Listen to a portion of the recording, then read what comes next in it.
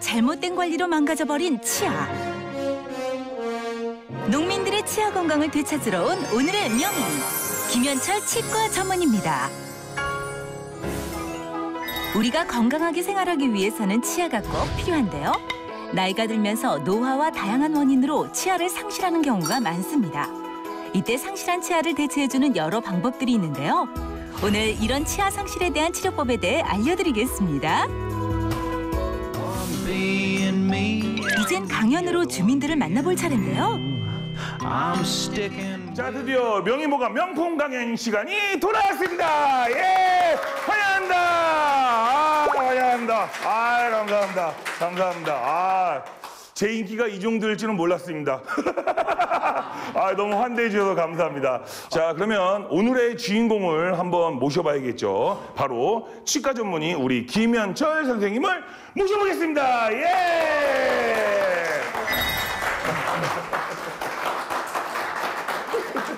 안녕하십니까. 치과 전문의 김현철입니다.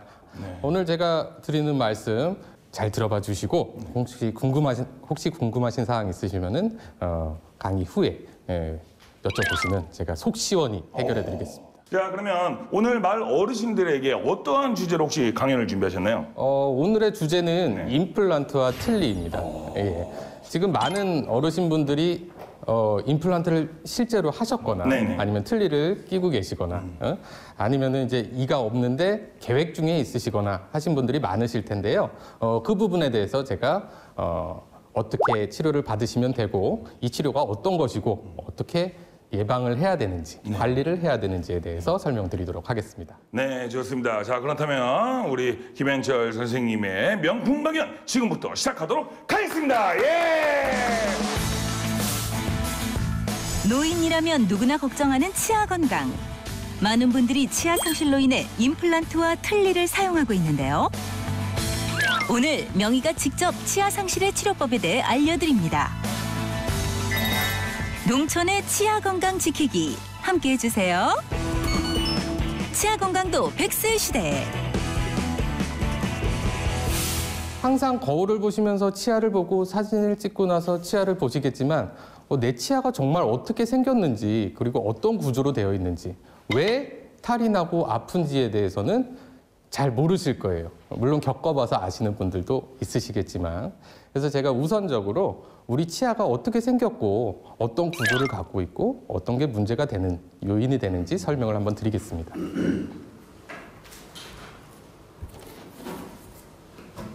자, 우리 치아 우리가 보통 볼 때는 여기는 다 빼고 여기만 보시죠. 예, 이 치아의 이제 머리 부분이 있고 치아의 뿌리 부분이 있습니다.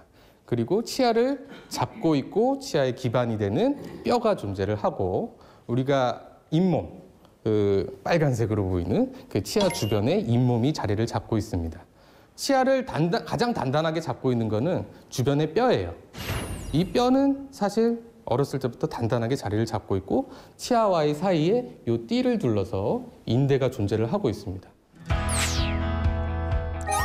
치아는 눈에 보이는 머리와 뿌리 부분으로 이루어져 있는데요. 이 뿌리를 잇몸과 잇몸뼈가 단단히 지탱해주고 있습니다. 그렇다면은 우리가 치아를 볼 때 보통 이제 나 이가 아파라고 말씀하시는 분들이 많지만 사실은 이를 잡고 있는 뼈가 그리고 이 뼈를 둘러싸고 있는 잇몸에서 탈이 나 있는 분들이 훨씬 더 많으세요.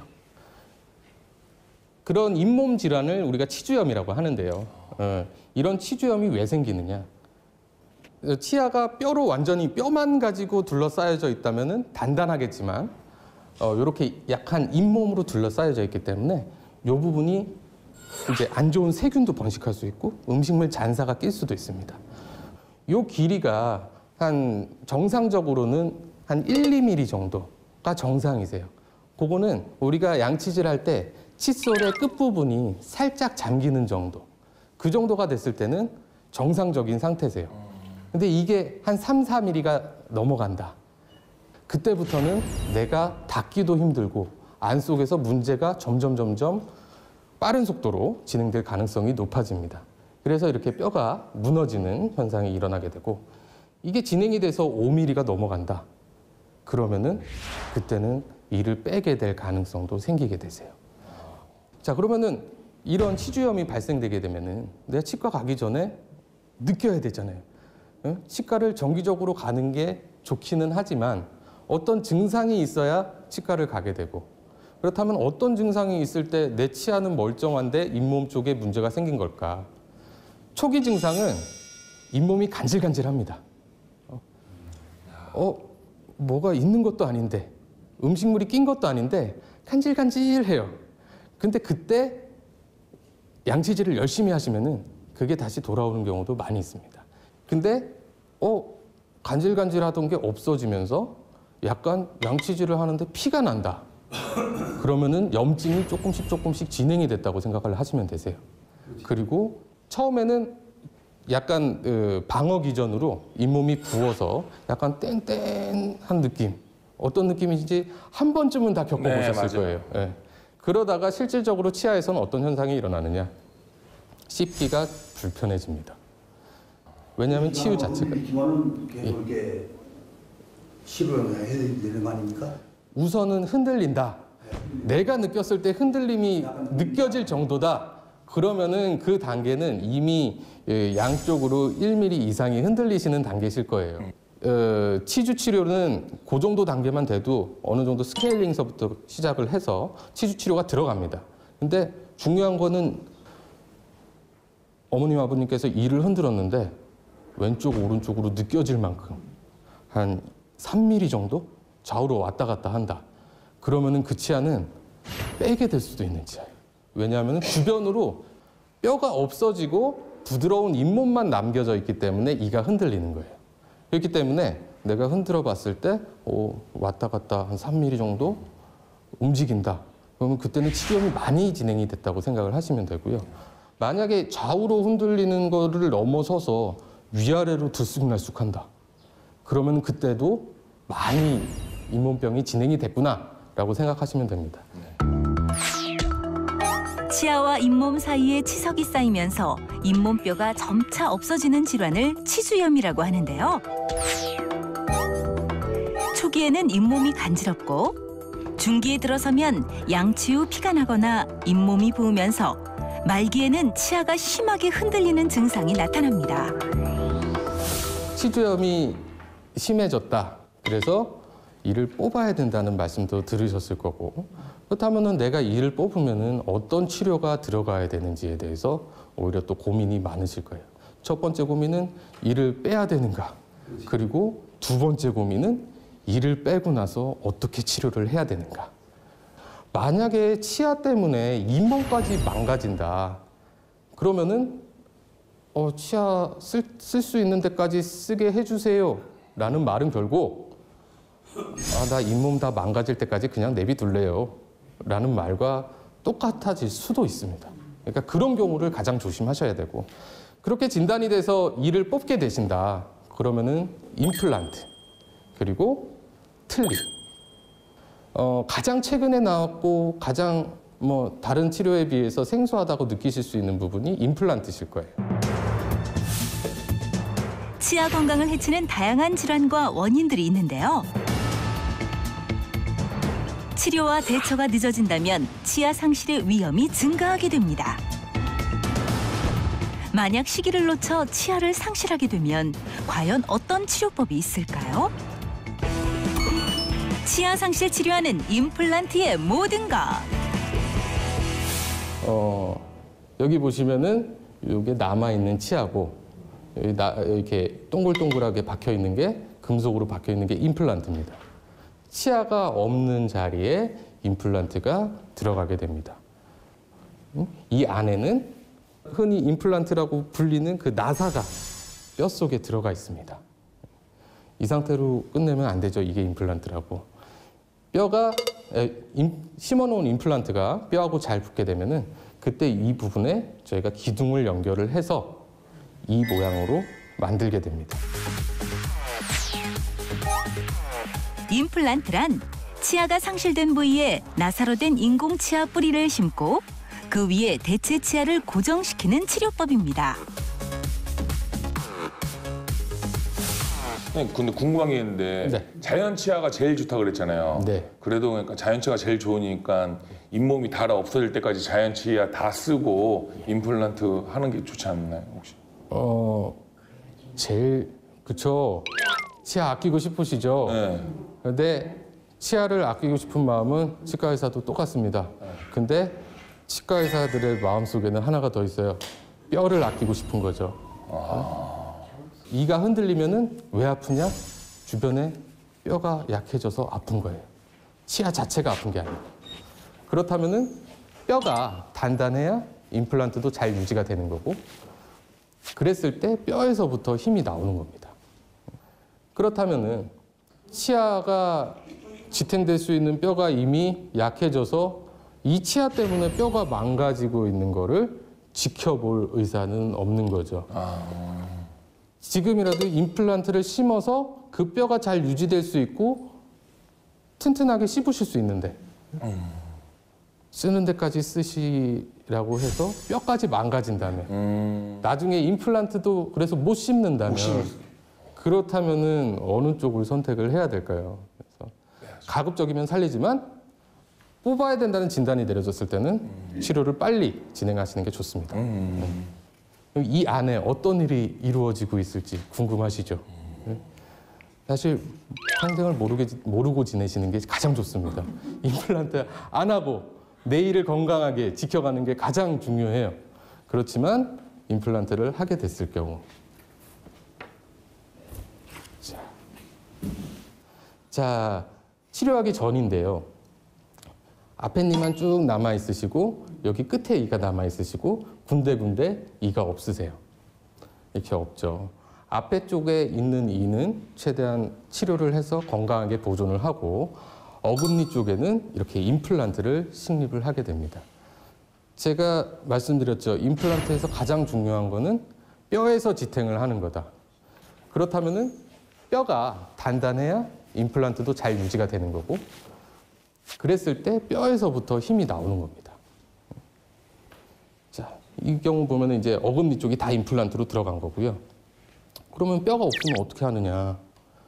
어르신들도 임플란트에 대해서 고민을 해보신 분들은 그리고 또 치과에 가보신 분들은 뼈가 없어서 뼈를 이식해야 돼요 라는 말씀도 많이 들으셨을 거예요. 왜? 임플란트는 뼈에 의해서 유지가 되니까. 뼈가 튼튼해야 임플란트를 튼튼하게 쓸 수 있으니까. 그렇다면은 이 경우 보겠습니다. 자, 여기 보면은 아까 제가 하얀 거는 뼈라고 말씀드렸죠. 여기 하얀 게 뼈고 요렇게 까만 거는 비어 있는 거예요. 그럼 여기 보면은 뼈가 어디서부터 어디까지냐. 여기 남아있는 얇은 요 판때기가 뼈입니다. 앞서 보여드린 분은 여기서부터 여기까지가 다 뼈예요. 뼈가 있어야 임플란트를 심는데 이분은 뼈가 이렇게 많고 이분은 뼈가 이렇게 얇아요. 그러니까 이 얇은 부분에 뼈를 보강을 합니다. 뼈를 보강해서 여기 보시면 이렇게 산봉우리처럼 이렇게 올라간 거 보이실 거예요. 이 부분이 이제 뼈를 이식한 거예요. 뼈를 이식해서 집안을 튼튼하게 만들고 그러면서 임플란트가 들어가는 거죠. 임플란트가 들어가면서 주변에 뼈를 단단하게 이식을 하는 겁니다. 임플란트 치료 시 잇몸뼈가 부족할 경우에는 뼈 이식술을 진행한 후 잇몸뼈를 단단히 굳힌 다음에 임플란트를 심어야 합니다. 궁금한 게 있는데 임플란트 치료 기간 같은 경우는 보통 얼마나 걸리나요? 네, 임플란트 치료 기간. 단단한 뼈에 임플란트 심었을 때랑 무른 뼈에다 임플란트를 심었을 때랑 어디가 더 치유가 빠를까요? 단단한 거. 그렇죠. 뭐 정말 빨리 회복이 되시는 분들은 한 3개월 만에 끝나시는 경우도 있는데 보통은 한 4개월에서 이렇게 뼈 이식까지 들어갔다. 그러면은 임플란트도 고정이 돼야 되고 이 뽑은 자리도 나아야 되고 거기다가 뼈 이식한 것도 내 뼈가 돼야 돼. 시간이 더 걸리겠죠. 한 6개월 정도에서 길게는 1년까지도 시간이 걸리시는 분들이 있어요. 그렇다면은 이제 이 경우에는 꼭 빼야 된다. 그런 경우도 알고 싶으시잖아요. 그죠? 네. 내가 치과에 가기 전에 어느 정도 뼈가 손상이 됐는지 자, 임플란트가 시급한 경우를 설명을 해드리겠습니다. 자, 이쪽 사진 보면은 이 사진이 안 좋을까요? 이 사진이 안 좋을까요? 두 번째 사실. 두 번째요? 여기가 더 뻥 비었는데 두 개라. 예쁘게 비어 있어서 더 나아 보이시는지 하나밖에 안 모르겠지만 우리 뼈는 가급적이면 많아야 임플란트가 잘 유지되고 뼈에서 낼 수 있는 힘도 많아지겠죠. 자, 그렇다면은 이렇게까지 뼈가 손상이 됐다. 빨리 임플란트를 하셔야 됩니다. 왜? 여기 보시면은 여기 흐릿하게 관이 하나 보이실 거예요. 응? 이 관은 되게 중요한 신경관이에요. 우리가 이렇게 만지는 거 느끼고 여기 따뜻한 거 이렇게 느끼는 그런 이 아래 턱뼈에 있는 감각을 다 관장하는 신경이 이 신경입니다. 근데 뼈가 이렇게 녹아버렸어. 그럼 여기다가 빈 공간에다 그냥 임플란트 심을 수 있을까요? 안 되죠. 응? 뼈가 있어야 임플란트 심을 수 있다고 말씀드렸죠. 여기서부터 여기까지 뼈는 있지만 신경관을 뚫고는 임플란트가 들어갈 수 없어요. 이 경우에는 이렇게 뼈가 남아있죠. 그리고 우리가 이를 빼면은 이 빼고 그냥 그 자리가 뻥 비어있는 사람들은 없어. 이 뺀 자리는 뼈로 찹니다. 그죠? 또 어느 정도 뼈가 찰 자리예요. 근데 여기 신경관이 있어. 그럼 여기는 임플란트가 충분히 들어갈 수 있어요. 안정적으로 신경 안 건드리면서. 근데 여기는 신경을 건드릴 확률이 시간이 지날수록 높아지는 거예요. 그리고 우리 치아가 가만히 있는 게 아니에요. 씹을 때 조금씩 움직입니다. 균형을 맞추기 위해서, 힘을 분산을 시키기 위해서. 근데 이가 없어요. 그러면 어떻게 될까요? 치아들이 다 밀려요. 도미노처럼 하나 넘기면은 짜르르 무너지실 수 있어요. 그래서 이 빈 공간으로 이쪽 치아는 뒤로 가고 이쪽 치아는 앞으로 가고 이렇게 위에 있는 이는 맞닿는 데가 없으니까 내려오고 그러면 내려온 거에 맞춰서 또 주변 치아들이 이동하고 여기에 임플란트 심어서 머리를 어떻게 만들까요? 요만한 거 만드는 거예요. 아, 나는 임플란트 했는데 왜 이렇게 음식물이 많이 껴? 치료 시기를 놓치셔서 주변 치아들이 이동을 해 있으니까 빈 공간이 많이 생기는 거예요. 그러니까 이런 경우에는 빨리 임플란트를 치료받으시는 게 좋겠습니다. 치아 상실 부위에 잇몸뼈가 내려앉아 신경관과 가까워지거나 치아의 빈자리로 인해 다른 치아가 이동하게 되면 하루빨리 임플란트 치료를 해야 합니다. 나는 이가 하나도 없어. 이 없은 지 한참 되셨어. 잇몸이 다 주저앉았어. 그러면은 임플란트 안 되는 겁니까? 나는 이가 하나도 없으니까 포기해야 됩니까? 꼭 그렇지는 않겠죠. 그리고 앞으로도 더 발전을 하겠죠. 그런 거에 대한 치료법이. 자, 그런 사례를 한번 보여드리도록 하겠습니다. 잇몸 전체가 이미 약해졌을 때 또는 치아가 하나도 남지 않았을 때 이런 경우에 임플란트 치료는 어떻게 하면 좋을까요? 임플란트와 틀니 함께 쓰는 치료법. 여기 보시면은 치아가 듬성듬성 남아 있는데 제가 아까 뭐라고 말씀드렸죠? 치주염, 잇몸이 망가질 때 어떻게 되느냐? 뼈가 녹는다고 말씀을 드렸죠. 뼈가 없어진다. 여기 보면은 뼈가 원래 여기까지 이렇게 있어야 돼. 치아는 머리만 밖으로 나와 있어야 돼. 근데 이분 보면은 어때요? 이게 아까 하얀 게 뼈라고 말씀드렸죠. 뼈가 여기까지밖에 없어. 요 치아 한번 보실게요. 치아가 여기서부터 여기까지예요. 근데 머리가 여기까지인데 뼈는 여기까지밖에 없어. 그래서 이제 이 환자분은 치주염으로 인해서 결국 이를 다 빼게 되신 분이세요. 빼고 나서 임플란트가 이렇게 들어갑니다. 임플란트가 몇 개가 들어가면 좋아요? 궁금하시죠? 네. 자, 우리 치아가 몇 개일까요?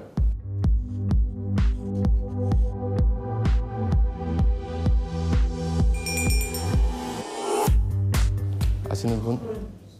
32개, 28개. 28. 아우, 다들 치과에 대한 이 관찰 상당히 높으세요. 32개도 맞으시고 28개도 맞으세요. 네. 사랑니까지 32개. 너무 정확하게 알고 계세요. 사랑니까지 32개, 그리고 우리가 말하는 큰 어금니까지만 따졌을 때는 28개의 치아가 있습니다.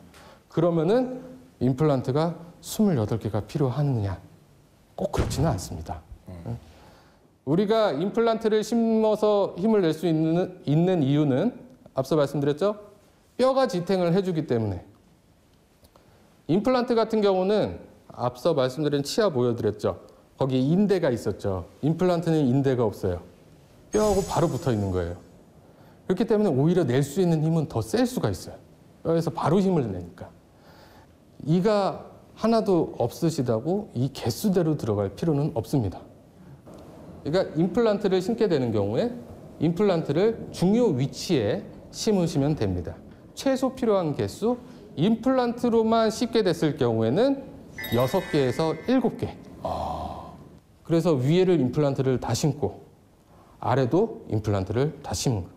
위에 보면은 어때요? 하나, 둘, 셋, 넷, 다섯, 여섯, 7개. 아래는 하나, 둘, 셋, 넷, 다섯, 6개. 왜? 이분 아래 턱이 더 작으셨으니까. 네. 이 정도로 유지되시고 또 위에 턱뼈보다 아래 턱뼈가 더 단단하기 때문에 조금 더 적은 개수로도 유지는 더 잘 됩니다. 모든 치아를 빼야 할 경우 위아래 각각 6개에서 7개 정도의 임플란트를 심어 치료를 진행할 수 있습니다. 이러한 전악 임플란트의 경우 자연 치아와 유사한 심미성과 기능성을 가지고 있고 상하계는 5개월에서 6개월, 하하계는 3개월 정도의 회복 기간이 필요합니다. 그렇다면은 나는 전체 다 임플란트 할 수 없다는데요? 라는 말을 들으셨거나 아니면은 임플란트 개수를 너무 많이 하는 게 부담이 돼요. 무서워요. 하시는 분들. 그런 분들은 다 임플란트로 할 수 없으니까 포기를 해야 되느냐.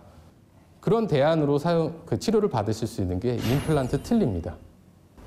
자, 보시면 위에 틀니 모양은 그대로 틀니 모양이죠. 네, 그냥 어르신들 흔히 아시는 틀니입니다. 근데 뼈 속에다가 이렇게 임플란트를 박아요. 그래서 여기는 지금 이렇게 연결이 되어 있는데 이렇게 바처럼 이렇게 연결이 되는 경우도 있고 아니면 여기 자석을 다는 경우도 있고 아니면은 이렇게 똑딱이 단추처럼 뺐다 꼈다 하는 경우도 있어요. 그래서 이렇게 임플란트를 심어놓고 뼈 속에서 힘을 지탱할 수 있게 해놓은 상태에서 틀니 안에 이렇게 임플란트하고 체결될 수 있는 부분을 제작을 합니다. 그래서 겉에서 볼 때는 똑같아요. 근데 임플란트와 딸깍 맞물려서 조금 더 힘을 낼 수 있고 잘 떨어지지 않게끔 유지를 할 수 있습니다. 또 임플란트를 심으면 뼈가 잘 유지될 수 있다고 말씀드렸죠. 여기 있는 뼈도 주저앉지 않고 좀 유지를 시키실 수가 있어요. 임플란트 틀니는 최소 개수의 인공 치아 뿌리를 심어 뼈와 단단히 붙인 후 틀니를 결합하는 것인데요. 인공 뿌리가 있기 때문에 일반 틀니보다 안정적입니다. 저는 틀니를 2번째 했는데요. 예. 이 몸이 여기가 아파가지고 매워서 음식을 못 먹겠어요. 지금은 완전 틀니를 쓰고 계시고 예. 그전에는 치아가 있는 상태에서 부분 틀니를 사용하셨다. 위에는 있는데 예. 여기가 헐어요. 여기가. 예. 그게 이제 우리가 이가 있는 상태에서 부분 틀니를 했을 때는 틀니가 크게 움직이지 않아요. 어느 정도 잡아주니까. 그러니까 유지가 되는데 그 상태에서 오랜 시간이 지나면은 잇몸도 가라앉고 자, 틀니가 이렇게 유지가 됐어요. 이를 잡고. 그런데 틀니가 계속 남아있는 치아를 흔들겠죠. 그러면은 그 이들은 쉽게 망가질 수밖에 없고요. 완전 틀니를 쓰시는 분들 중에서 내가 처음에 틀니 한 거를 가지고 10년을 썼는데 왜 새로 만들었는데 이렇게 아프냐. 어떤 차일까요? 10년 전에 내 뼈는 지금 뼈와 달라요. 이만큼 뼈가 있고 이렇게 잡고 있는 거랑 뼈가 없을 때 위에 얹혀져 있는 거랑은 틀니를 쓰는 불편도가 많이 차이가 납니다. 그리고 틀니를 사용하셨을 때 잇몸뼈가 흡수되는 속도가 점점 빨라지시기 때문에 점점 뼈는 가라앉고 틀니는 그대로 있고 그런 경우에 임플란트 틀니를 권해드리기는 해요. 근데 틀니 사용을 오랫동안 하셨으면 뼈가 좀 부족하실 수도 있고 아니시면은 지금 상태에서 잇몸 모양은 계속 변할 거니까 틀니를 지금 있는 잇몸 형태에 맞춰서 조금 바닥만 새로 까신다면은 조금 나아지실 수 있습니다. 그렇다면은 임플란트 틀니, 임플란트 다 좋은 거 알겠는데 그래도 하고 싶지는 않죠. 안 하려면은 어떻게 해야겠느냐. 어떻게 관리를 해야 임플란트 안 심고 이런 앞서 말씀드린 거 다 안 하게끔 안 하시는 게 제일 좋으니까. 우리 그냥 치아는 음식 먹으면은 어느 정도 닦여 나가요. 근데 이하고 잇몸 사이는 제대로 관리를 하지 않으면 절대 관리가 되지 않습니다. 저 틈새는 절대 관리가 되지 않아요. 그러면은 그 틈새를 닦으시는 방법을 제가 한번 설명드릴게요. 올바른 치아 건강법. 여기 양쪽. 예, 제가 또. 네, 감사합니다. 제가 설명을 한번 드리겠습니다. 자, 우리 치아가 있고 잇몸이 있죠. 우리 이를 닦을 때 어떻게 이 양쪽으로 닦지 말고 아래 위로 닦아라. 근데 그냥 단순히 이렇게 지나간다면 이 틈새는 항상 놓치기 쉽습니다. 그런 경우 제가 앞서 말씀드렸듯이 치주염이 조금이라도 시작됐거나 잇몸 관리가 필요하신 분들은 이 이하고 잇몸 사이에 칫솔을 45도 각도로 위치시킵니다. 그럼 적합을 한 채로 어떻게 막 열심히 닦는다. 다 망가지겠죠. 닦으실 때 치아 한 2개 정도씩 여기 잔진동으로 쓸어 올리시고 다시 칫솔을 옮겨서 쓸어 올리시고 이런 식으로 치아를 한 2개 정도씩 꼼꼼하게 관리를 해주셔야 됩니다. 그러면 하루 종일 이만 닦습니까? 그렇죠. 그렇지, 너무 힘들어요. 너무 힘들죠. 자, 적어도 하루에 한 번은. 아침에 우리가 청소할 때 매일 대청소하지는 않잖아요. 그렇죠? 그래도 한 번씩은 깨끗이 구석구석 닦아주자. 아니면은 주무시기 전에 그 전에 내가 꼼꼼히 한 번은 닦고 자야겠다. 그런 생각을 가지시면은 그 치주염 없이 튼튼한 치아를 유지하실 수 있을 것 같습니다. 네. 손으로 잇몸 보호를 위해서 이 잇몸 마사지가 좋습니까? 손으로 하는 잇몸 마사지 치아 건강에 좋을까요? 양치질을 하시고 추가적으로 잇몸을 손가락으로 마사지를 해주신다. 마사지 해주시는 것 자체는 좋아요. 혈액 순환도 좋아지시고 뭔가 불편감이 있는 데를 체크할 때도 좋습니다. 눌러보면 더 정확하게 판단을 할 수 있으니까.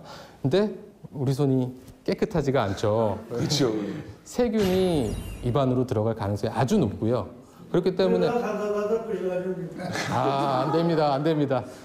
약국에 가시면은 그 치은 자극기라고 있습니다. 잇몸 자극기가 있으니까 곰으로 되어 있는 게 있으니까요. 그걸로 톡톡톡톡톡 두드려 주시면은 혈액순환도 좋고 잇몸 건강에도 도움이 됩니다. 또 우리가 잇몸이 약하신 분들 같은 경우에 치아에 무리한 힘이 가해지면은 과도한 힘으로 인해서 주변에 뼈가 녹을 수도 있기 때문에 항상 단단한 음식 조심하시고요. 단순히 단단한 음식을 안 드시는 게 중요한 게 아니라 우리 이 자체, 우리 차력하시는 분들 보면은 막 이로 트럭도 끌고 맞아요. 어떤 분들 사람도 들고, 예, 맞아요. 그러시죠. 막 이렇게 들고 그만큼 치아는 강한 힘을 낼 수 있어요. 이 턱 근육이 상당히 셉니다. 근데 그 센 근육으로 내가 내 이라고 서로 물고 있는다. 서로에게 안 좋은 영향을 미칠 수밖에 없어요. 엄청난 힘이기 때문에. 그렇기 때문에 이를 악무는 습관이 있어서 턱이 뻐근하거나 그렇다. 그러면 최대한 인지를 해서 그런 습관을 버리도록 하셔야 되고 양치하는 습관 항상 중요하시고 입안에 뭐 음료수 같은 거 씻겨 나가겠지가 아니라 물로라도 한번 헹궈 주시는 습관이 꼭 필요하십니다. 치아 건강을 위한 생활 수칙 하나. 하루에 한 번은 구석구석 꼼꼼히 양치질 해주세요.